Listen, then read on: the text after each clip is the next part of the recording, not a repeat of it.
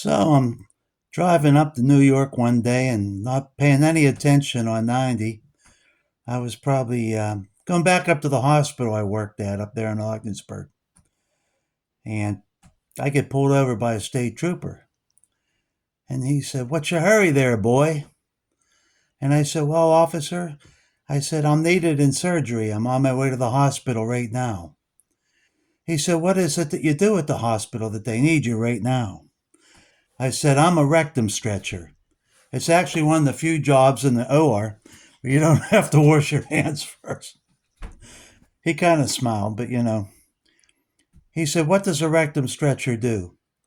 I said, "Well, it's a specialty." I said, "When I get there, they nurses and the doctor, whoever's in there, they get the patient on their belly, in a prone position, and I get some good hardy gloves on, and I get one finger in the rectum, and then I work two fingers into the rectum, and then from each hand, and then two fingers from each hand, and three fingers in each hand, and I just keep stretching it until I can get one fist in there.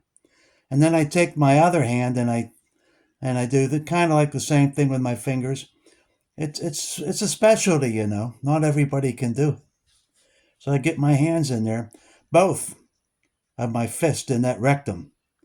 And here's the real job.